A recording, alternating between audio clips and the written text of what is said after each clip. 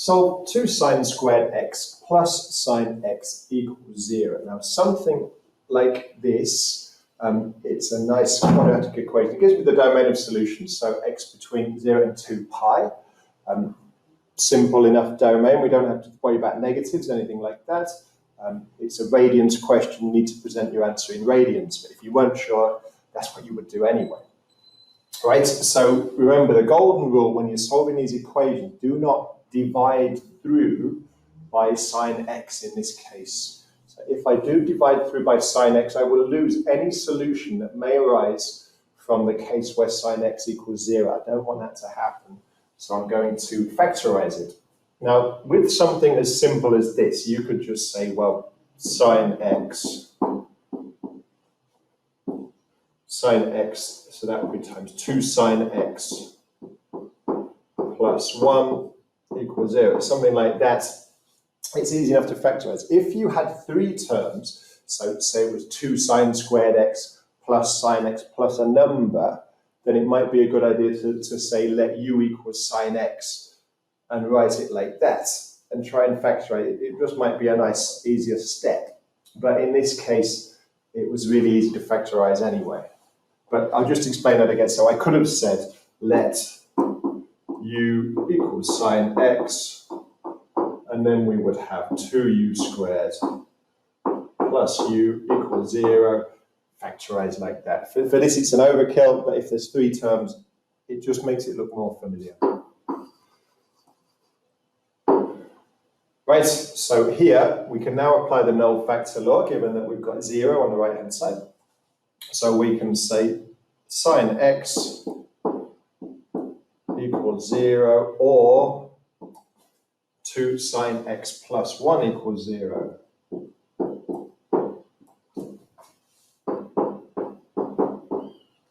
Okay, so sine x equaling 0 definitely does have solutions. 2 sine x plus 1 equals 0, well that means that 2 sine x equals minus 1, which must mean sine x equals minus 1 over 2. Okay, so now we're on to unit circle stuff. So if we start with the sine x equals 0, we just draw a circle. And we've got the whole of the domain from 0 to 2 pi, so from 0 to 360 to work with. Sine x is the height, so that happens here and here. So we can give an angle here of 0, and this angle here is 180 degrees, is pi radians. So already we have 2 of our solutions. It's going to be a little bit harder to find the rest of the solutions, but it's not going to be too bad. So you should know that sine 30 equals a half. So sine 30 degrees equals a half. So using a hand method or just learnt fact or whatever, that's something that you absolutely need to know. And then we can just draw the circle again. So 30 degrees is there. Now we're interested in where is sine x minus a half. We don't want a half. So we want to know, well, where's it got the same numerical value, but it's negative? So remember, sine is the height. So up here is not helpful. That's still positive. But if we continued this line like that, remember, we're just using symmetry, the symmetry of the unit circle. This angle is definitely useful, and so is this one. So we want this angle here and this angle here. So the red angle, well, that's going to be 30 more than 180, which is 210.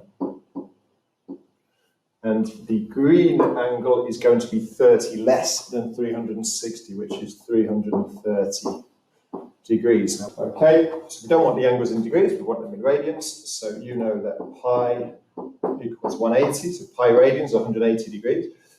30 is the useful angle that we're going to use, so pi by 6 is 30. So that must mean that 210, well, 3 7s are 21, so 7 pi by 6 equals 210.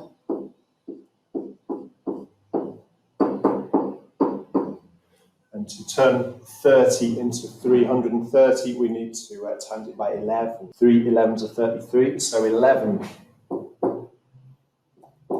pi by 6 equals 330. So now we have 4 solutions. So x equals 0. Try it and put them in order. X equal pi. X equals 7 pi by 6 and 11 pi by 6.